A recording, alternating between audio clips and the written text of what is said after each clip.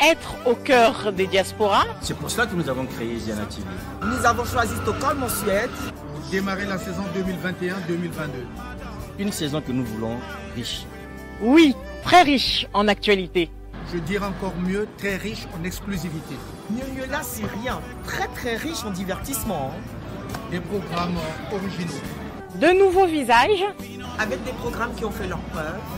Et surtout, une ambition renouvelée. Ziana TV, la chaîne au cœur des diasporas. Ziana TV et Vanessa Masolo, Ambenentima wala diaspora. Don't miss Ziana TV. It is the channel who will touch the diaspora. Ziana TV, il s'introuve par la diaspora.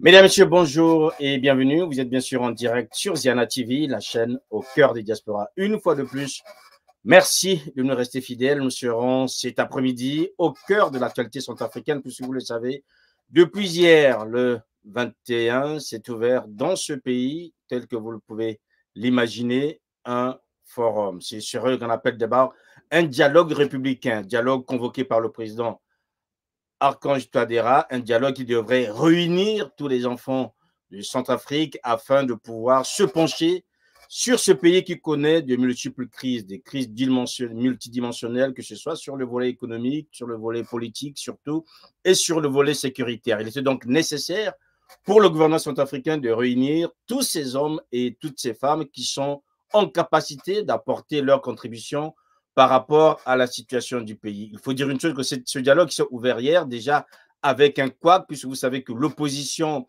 a claqué la porte. On dirait qu'elle serait revenue, mais toujours est-il que d'autres encore ont donné leur contribution, notamment je veux parler de la plateforme et surtout de la structure Citoyens debout et solidaire Centrafrique, présidée par un homme qui est donc mon invité, c'est le professeur Jean-François Akandi Kombe.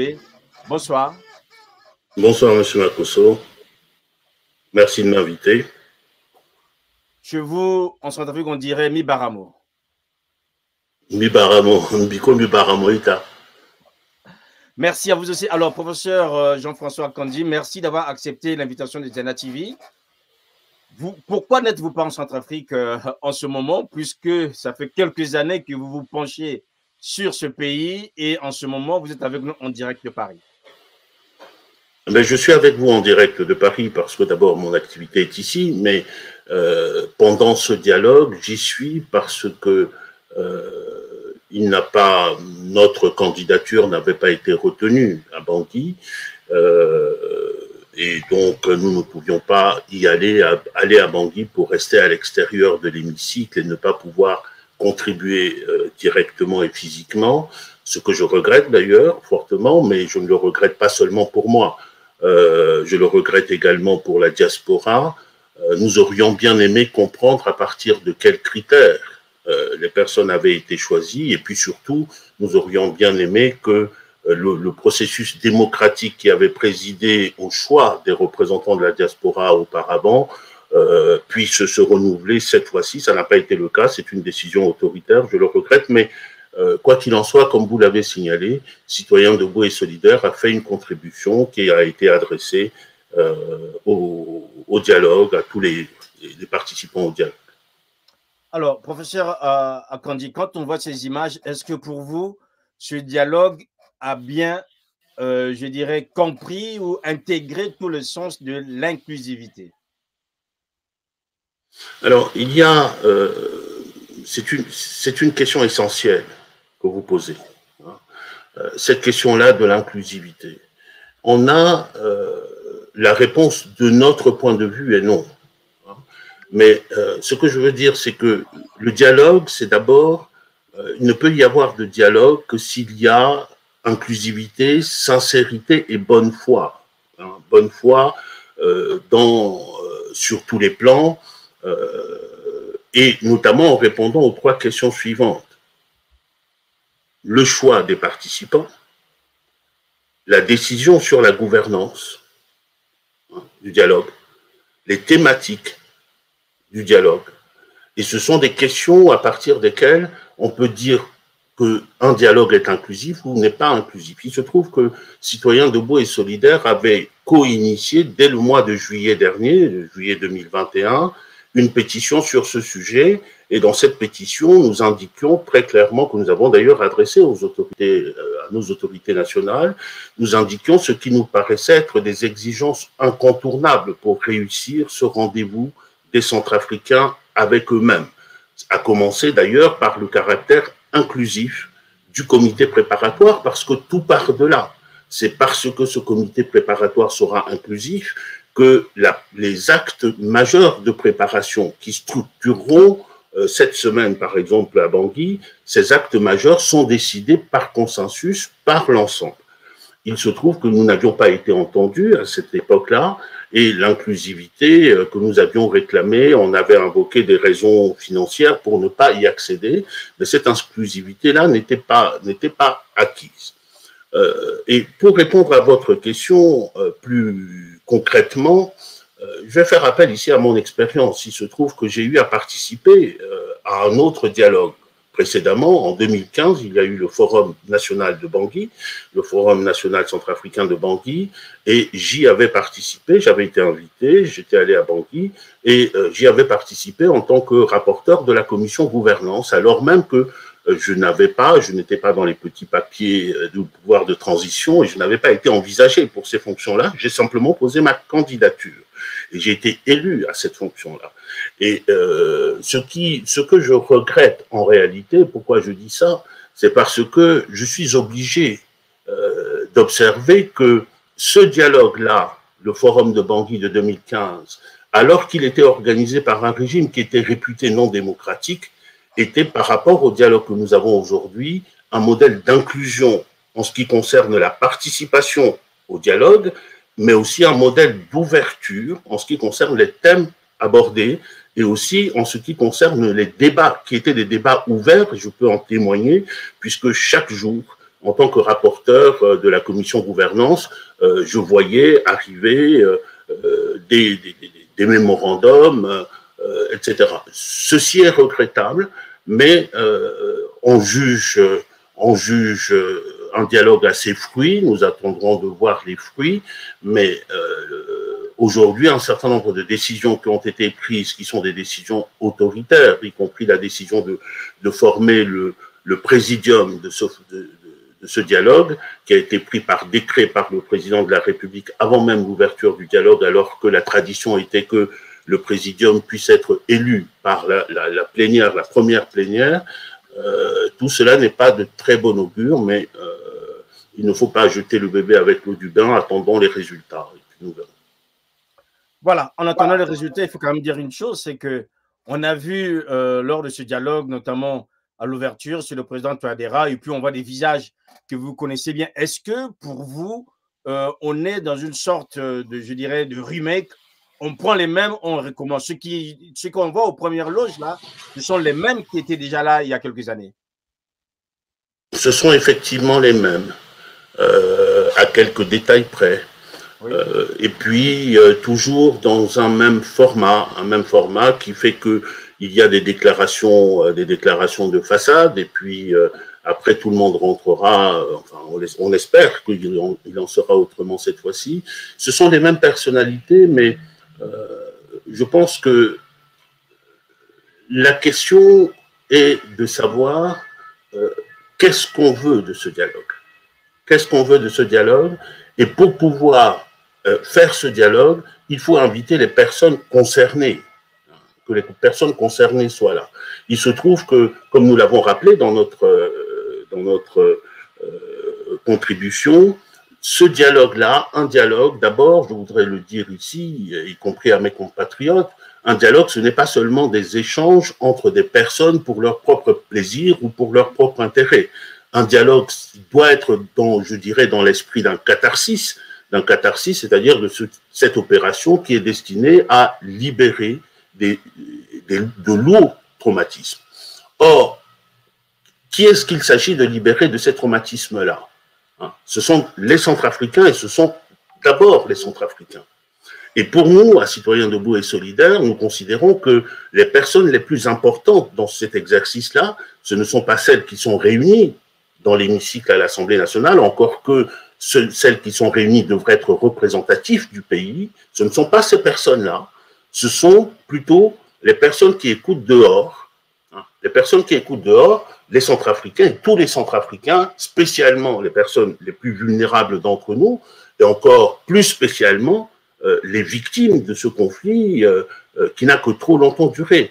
Et donc, le dialogue est là pour répondre aux questions que chacun d'entre eux se pose. Il ne s'agit pas simplement d'un exercice de forme. Pour nous, ce dialogue doit répondre d'abord à des questions et fixer les responsabilités. Répondre aux Centrafricains, celui des provinces en particulier, parce que ce sont nos provinces qui ont souffert. Aux réfugiés qui sont dans tous les pays alentours et qui sont dans d'autres pays, leur répondre aux questions qu'ils se posent sur le drame qui s'est abattu sur eux. Pourquoi et par qui ma famille a été tuée? Ma femme et mes filles ont été violées. Pourquoi? Mon village a été rasé. Pourquoi? Qui a amené ces hommes qui ont fait toutes ces exactions? Pourquoi ces exactions-là ont continué après Khartoum? Qui finance? Qui finance tout ça? Pourquoi la justice ne passe pas? Et pourquoi, quand elle ne passe que chez les anti-Balaka? Vous voyez, c'est autant de questions. Ce sont des questions que nos compatriotes se posent et les représentants, les participants à ce dialogue-là, doivent cela à la population centrafricaine. Ils doivent cela à la dignité, à la dignité de nos compatriotes et à la dignité de notre pays, qui ne s'arrête d'ailleurs pas qu'aux frontières de Bangui. Et j'entends des compatriotes qui disent bon, pourquoi pas? Il faut regarder vers l'avenir, et seulement vers l'avenir, oublions le passé. Nous connaissons tous les mots du passé. Mais comment voulez-vous aller de l'avant si vous ne videz pas ce passé? Comment avoir la vérité que les Centrafricains attendent si, sur ce passé-là, les acteurs principaux de ce sombre passé ne sont pas là? Ces acteurs-là qui savent mieux que quiconque avec qui ils ont travaillé, de qui ils ont reçu de l'argent, en contrepartie de l'exécution de quelles sombres basses œuvres. Si nous n'avons pas ces personnes-là, cette vérité-là ne sortira jamais. Et voilà pourquoi, à Citoyens debout et solidaires, nous avions réclamé déjà au mois de juillet qu'il y ait un dialogue inclusif qui inclut les groupes armés. Et je dois préciser, je terminerai par là, non pas pour mettre les groupes armés sur un piédestal, non pas pour leur tisser des couronnes, non pas pour les mettre dans un gouvernement, non. Il s'agit de faire en sorte que les Centrafricains aient accès à la vérité. Alors, Jean-François Akandi, quand on vous entend, on comprend très bien tout ce que vous dites par rapport à la situation du pays, notamment les acteurs qui doivent être impliqués. Or, le gouvernement a fait le choix de ne pas inviter les politico-militaires. Oui. Donc, vous semblez regretter cela, sauf que ce dialogue était limité dans le temps. Est-ce que vous pensez qu'en 6 jours, tel que cela avait été décrété, donc du 21 au 27, on aurait eu tout le temps nécessaire pour aborder notamment ces questions de fond avec les politico-militaires qui sont aujourd'hui certains accusés de graves crimes? Vous avez raison de poser cette question, mais le temps n'est pas une donnée. N'est pas une donnée qui s'impose au pouvoir public centrafricain et qui s'impose aux acteurs centrafricains. Le format était une page vierge au départ. Et il suffisait, en tout cas, de s'entendre pour adapter le temps au format qu'on avait retenu. On aurait pu imaginer que le dialogue puisse se dérouler sur une période plus longue qu'une semaine. C'est un choix qui a été fait. Et c'est un choix qui, d'ailleurs, même dans cette configuration extrêmement réduite, fait qu'on se demande quel temps les participants vont avoir pour s'exprimer. Mais pour revenir à votre question, cette question-là du temps pouvait être résolue avec les autres questions sur le format du dialogue. Voilà, on comprend très bien que c'est un format qui est quand même assez spécial, avec un ordre du jour déjà connu d'avance. Donc aujourd'hui, ceux qui participent, en fait, n'auront sans doute pas grande modification à apporter. Est-ce que pour vous, vous craignez que ce dialogue ne puisse pas apporter les réponses nécessaires, même sur un temps à moyen terme, par rapport à la situation de la Centrafrique? C'est ce que je crains, mais comme je l'ai dit tout à l'heure, je laisse le bénéfice du doute et j'attends les résultats du dialogue. Bon, au-delà de l'établissement des responsabilités, c'est vrai qu'on peut le craindre, et on peut le craindre d'autant plus que il y a un certain nombre de personnalités qui font partie du pouvoir actuel, dont le conseiller spécial du président de la République, qui d'ores et déjà hier a annoncé certaines recommandations fortes qui seraient prises par le dialogue, ce qui montre qu'il y a déjà, au moins sur un certain nombre de points, les carottes sont cuites ou la messe est dite, et que ceux qui sont là, c'est pour les formalités, c'est pour la forme. On souhaiterait que ça aille plus loin. On souhaite que ça aille plus loin, évidemment, parce que l'enjeu, c'est la paix en République centrafricaine. L'enjeu, c'est la sécurité des Centrafricains. Et au-delà de ce que j'ai dit tout à l'heure sur la vérité qui doit être dite aux Centrafricains et de l'établissement des responsabilités, il y a la question également du traitement qui est dû aux victimes en termes de justice et en termes de réparation. Et nous y insistons très très lourdement dans notre contribution. Ce forum, en tout cas ce dialogue, devrait se concentrer sur les problèmes quotidiens des Centrafricains. Parce qu'il y en a, et il y en a, les Centrafricains croulent sous les problèmes. Et s'y concentrer autour des 5 verbes du Messane, c'est-à-dire des 5 verbes de notre président fondateur qui formait la devise de son parti, à savoir nourrir, loger, vêtir, soigner et instruire. C'est cela l'enjeu pour les Centrafricains. Parce qu'aujourd'hui, il ne faut pas oublier que beaucoup de nos compatriotes, plus de la moitié de la population vit en dessous du seuil de pauvreté. Plus de la moitié de la population se trouve dans des abris qui sont délabrés, quand ce n'est pas simplement pas d'abri du tout. Et le véritable enjeu, il est là. Et effectivement, en revenant à votre question, à ce propos-là, on peut légitimement se poser la question de la manière dont on peut répondre à ces défis-là. Et on entend une réponse dans les débats centrafricains depuis une semaine à peu près, depuis quelque temps, et surtout de façon plus intensive depuis 2 jours. Il y a une réponse qui est donnée, qui est de dire, pour résoudre tout cela, il nous suffit de réviser la Constitution. Mais nous, à Citoyens debout et solidaires, nous avons dit, notre problème aujourd'hui, ce n'est pas la Constitution. Si on veut parler de la Constitution, le problème, c'est plutôt la violation systématique de la Constitution que nous avons, à laquelle nous avons assisté ces dernières années. Et donc, ces revendications-là, pour nous, le fait de proposer la révision de la Constitution, c'est une fausse solution et une mauvaise solution. Et une solution qui est fausse et qui est mauvaise. Pourquoi? Parce qu'elle a pour but essentiellement de préparer à aller au 3e mandat, plutôt que de s'occuper de régler les problèmes des Centrafricains. Bien sûr, ce sont là, vous me direz, des questions complexes, des questions techniques, mais tout le monde peut comprendre. Je vais prendre juste un exemple.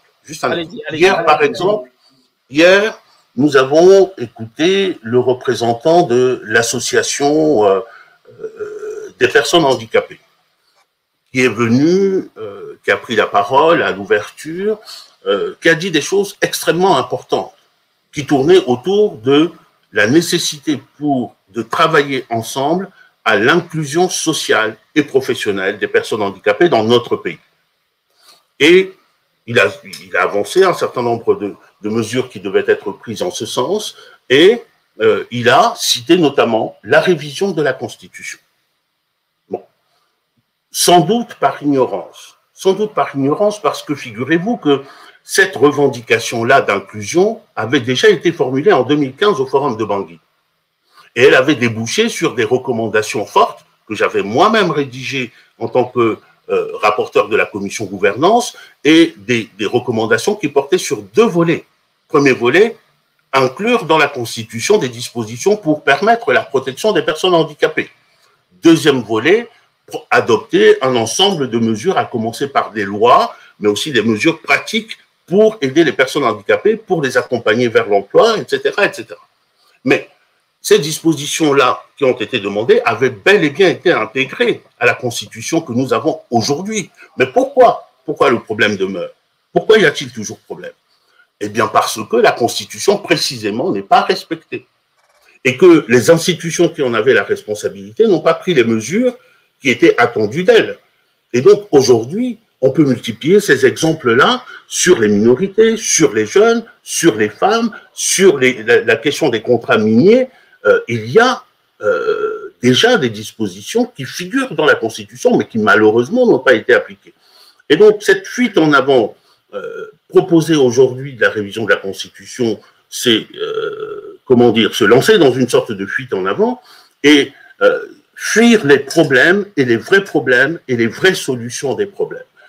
Et cette question de la révision de la Constitution, j'en terminerai par là, est avancée aujourd'hui comme une sorte de cheval de Troie, comme une sorte de ruse. C'est la raison pour laquelle, à Citoyens debout et solidaires, nous faisons des orientations que le dialogue va avoir sur ce point-là, un indicateur très très fort du sérieux des recommandations qui vont sortir, un indicateur également très très fort de l'aptitude de ces recommandations à servir l'intérêt général des Centrafricains.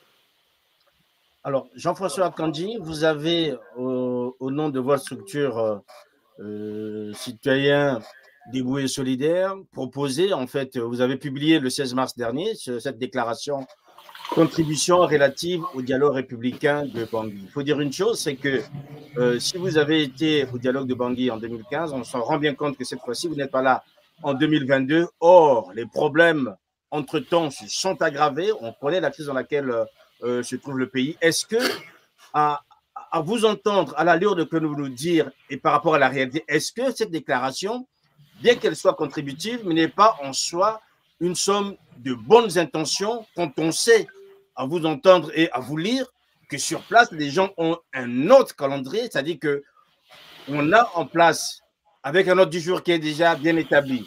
Est-ce que vous êtes donné bonne conscience par cette déclaration ou bien vous pensez qu'elle peut avoir une contribution réelle quand on sait que le jeu est déjà verrouillé sur place?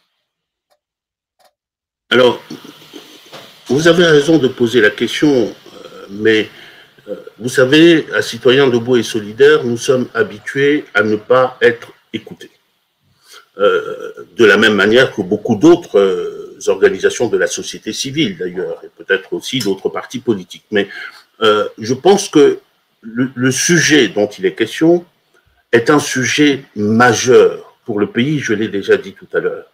C'est un sujet, je dirais même, vital au sens où si nous ratons ce virage-là, on ne sait pas dans quoi le pays va s'engager. Et d'ailleurs, ce dialogue-là, aujourd'hui, je me dois de le dire, est une source de préoccupation et d'inquiétude de ma part sur les éléments que vous avez évoqués, mais bien en amont. Parce qu'on observe aujourd'hui depuis 2 jours que le dialogue est à l'origine, je dirais, d'une division nouvelle des Centrafricains. Depuis 2 jours, à propos de ce dialogue-là, les Centrafricains sont à nouveau en train de s'entre-déchirer comme jamais. Et pour revenir à votre question maintenant, pour nous, dans ces conditions-là, même si nous ne sommes pas là, faire œuvre utile, c'est commencer d'abord par poser le débat, par commencer par poser les termes du problème sur la table. Et pour nous, l'essentiel, en tout cas le premier enjeu du travail que nous avons fait, c'était de mettre les éléments de cette question-là sur la table. D'abord en disant, le dialogue, ça doit d'abord être tourné vers les Centrafricains et vers surtout nos compatriotes qui ont souffert.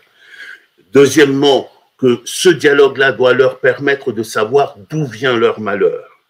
Et ce dialogue doit s'intéresser aux questions précises qui ont une incidence sur leur vie quotidienne, sur l'éducation de leurs enfants, sur les soins de santé qu'ils ont ou qu'ils n'ont pas, sur le fait de manger au moins 1 fois par jour, voire plus par jour, sur le fait de retrouver un toit de retrouver un toit alors qu'ils sont dans la brousse aujourd'hui ou alors qu'ils sont dans des camps de réfugiés. Et c'est la raison pour laquelle nous avons tenu à adresser cette contribution. Nous osons espérer qu'un certain nombre d'éléments dans cette contribution seront retenus, et nous mettons en garde également, comme je l'ai dit tout à l'heure, contre la révision de la Constitution, parce que, comme je l'ai dit tout à l'heure, c'est une fausse et une mauvaise solution. Voilà, il faut dire que votre contribution est portée sur 8 points. Est-ce que vous pensiez qu'il n'aurait pas été nécessaire d'avoir un 9e point, notamment sur la question de la souveraineté? On sait aujourd'hui qu'il y a des questions qui se posent par rapport à la Centrafrique, du fait de l'alliance, du fait que la France et bien d'autres partenaires traditionnels regardent ce pays de loin par rapport aux relations établies avec la Russie. Est-ce que pour vous, ce dialogue n'aurait pas aussi été le moment de poser la question de la souveraineté? Parce qu'aujourd'hui, il y a un réel doute de la part de certains partenaires de la Centrafrique sur cette question de souveraineté. Ça peut être le moment, c'est le moment de poser toute question qui permet aux Centrafricains de vivre bien sur sa terre et d'être maître chez lui. C'est ça la question de la souveraineté. Et je peux vous dire que la question de la souveraineté n'est pas nouvelle en Centrafrique. Vous avez raison, il faut la poser. Mais il faut poser cette question très très concrètement, de manière à ce que les uns et les autres comprennent au-delà des débats théoriques, au-delà des débats doctrinaux, au-delà des débats idéologiques. En 2015, quand je parlais tout à l'heure du forum de Bangui, la question de la souveraineté a été portée, et la question a été portée jusqu'à entrer dans la nouvelle constitution qui a été adoptée en 2015. C'était la souveraineté sur les ressources naturelles. Or, vous savez très bien qu'au centre de notre question de la souveraineté, il y a cette question-là du pouvoir que nous devons avoir sur notre sol, sur notre sous-sol, sur l'exploitation et sur la redistribution des bénéfices de cela. Et lorsque cette question avait été abordée au Forum de Bangui, c'était abordé beaucoup plus sérieusement que les débats qui ont lieu aujourd'hui, parce que la souveraineté implique que vous soyez maître chez vous, mais elle implique aussi que le vrai souverain, ce sont les Centrafricains qui doivent bénéficier de l'exploitation de leur sous-sol. Et je vous expliquais tout à l'heure que sur un certain nombre de questions, dont la question minière, dont la question des ressources naturelles, ces recommandations-là des Centrafricains qui sont entrées dans notre Constitution n'ont pas été respectées. La Constitution prévoit par exemple que tous les accords miniers sont publiés. Aujourd'hui, quel Centrafricain peut dire qu'il a déjà lu un accord minier ou un contrat minier ou un contrat forestier? Aucun Centrafricain ne l'a lu. Donc, la question de la souveraineté doit être posée de manière concrète pour arriver à des résultats tangibles, hein, et pas seulement de manière idéologique. Et puis, par ailleurs, je pense que dans notre contexte, il faut aussi poser la problématique de la souveraineté en l'équilibrant avec une problématique de bon voisinage et de coopération entre pays frères dans la sous-région. Et il se trouve que, s'agissant de ce forum-ci, l'intercentrafricain, qui est un dialogue intercentrafricain, cela se comprend, nous sommes chez nous, et le problème se pose entre nous, donc c'est à nous qu'il appartient de résoudre cela. Mais de notre point de vue, l'intercentrafricain n'exclut pas nécessairement de discuter avec les autres dans un esprit de pays frères, comme je l'ai dit tout à l'heure, spécialement avec les États voisins et avec nos organisations sous-régionales. Et ne serait-ce que parce que le problème qui se pose chez nous a des effets collatéraux ailleurs. Au Tchad, au Soudan, au Congo, au Cameroun, il a des effets collatéraux là-bas. Et par ailleurs, nous sommes un pays enclavé qui a intérêt à entretenir avec ses pays voisins les meilleures relations possibles, en tout cas à favoriser des relations de confiance avec les pays voisins. Et à cet égard, si je le dis, c'est parce que je suis assez préoccupé compte tenu des informations qui nous sont parvenues et qui font état autour de l'organisation de ce dialogue d'un climat plutôt de défiance de notre pays à l'égard des pays voisins ainsi que des organisations sous-régionales telles que la CEAC, telles que la CEMAC. C'est un climat qui est d'ailleurs d'autant plus paradoxal que c'est notre propre gouvernement qui n'a cessé de réclamer l'implication forte des institutions sous-régionales et de l'Union africaine. Et aujourd'hui, on se trouve dans cette position. En tout cas, c'est une position qui est pour nous contre-productive sur le long terme. Pour revenir à l'essentiel de votre question, la question de la souveraineté, il faut la poser. Il faut la poser en étant conséquent avec soi-même, c'est-à-dire en étant prêt à prendre ses responsabilités, à prendre les décisions qu'il faut pour cela demain, et en n'oubliant pas que la souveraineté sur la terre centrafricaine, c'est la souveraineté des Centrafricains.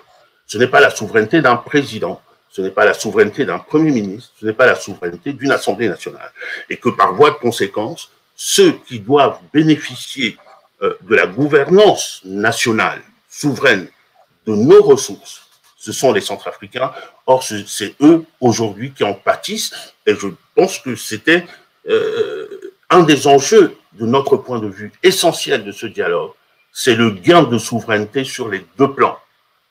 La souveraineté du pays, vis-à-vis des autres pays, mais la souveraineté des citoyens centrafricains qui doivent avoir voix au chapitre sur les questions qui ont un impact direct sur leur vie. Jean-François Kandi-Kombe, nous arrivons à la fin de cet échange. Une dernière question. Hier, l'opposition avec laquelle Laporte elle était absente. Or, aujourd'hui, nous entendons qu'il y aurait des tractations qui lui permettraient de revenir. Est-ce que vous pensez que ce retour est une bonne chose? Est-ce que vous pensez que l'opposition devrait y rester? Est-ce que pour vous, le boycott tel qu'il a été prôné hier et rattrapé aujourd'hui montre aussi cette fragilité de l'opposition centrafricaine? Mais elle montre deux choses. Elle montre la fragilité, en tout cas le caractère divisé de l'opposition, parce qu'il y a quelques personnalités au sein de l'opposition qui n'ont pas obéi à l'injonction à cette décision-là, qui ne l'ont pas mise en œuvre et qui sont toujours dans le dialogue. Ça montre cet aspect-là, mais ça montre aussi, je crois, le caractère de ce dialogue, je veux dire, à la hussarde, d'une certaine manière, dont nous avons parlé tout à l'heure. Je comprends la décision qui a été prise par les partis de l'opposition démocratique. D'ailleurs, ils ont indiqué, c'est ce que moi j'ai retenu, ils ont indiqué qu'ils quittaient le dialogue en posant un certain nombre de préalables. Nous aurions aimé que ces préalables soient posés plus tôt, parce que nous avions insisté, comme je vous l'ai dit, depuis le mois de juillet 2021 sur ces points-là. Mais pour l'instant, s'ils reviennent à la table du dialogue, j'attends de savoir dans quelles conditions ils seront revenus à la table du dialogue pour pouvoir me prononcer. Voilà, en attendant qu'ils reviennent, nous le serons avec vous. On n'a pas abordé le fond, mais pour vous, rapidement, s'il y a 3 points, quel est pour vous le véritable enjeu? On va terminer par le véritable enjeu par rapport à cette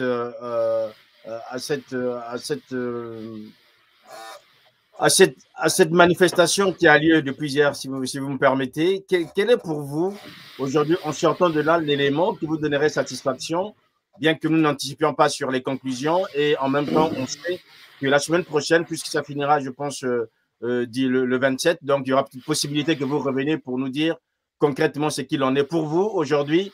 Qu'est-ce qui serait prioritaire pour terminer par rapport à ce que nous suivent au niveau de votre organisation Citoyens Debout et Solidaires? Vous m'avez dit en 3 points. Le premier point, évidemment, c'est le retour de la sécurité pour les Centrafricains, et en particulier dans nos provinces. Le retour à la sécurité, à tout point de vue. L'absence d'exaction, la possibilité de circuler librement dans le pays, la possibilité même de circuler, d'aller de son village à son champ, d'aller commercer. Ceci est essentiel. Ceci est essentiel et ça, c'est le premier enjeu. Le deuxième enjeu, c'est que le Centrafricain aujourd'hui vit de façon indigne dans son pays, d'une manière générale. Problème d'eau, d'électricité, de logement, pas de route, des villages brisés. En tout cas, des populations brisées de ce point de vue-là.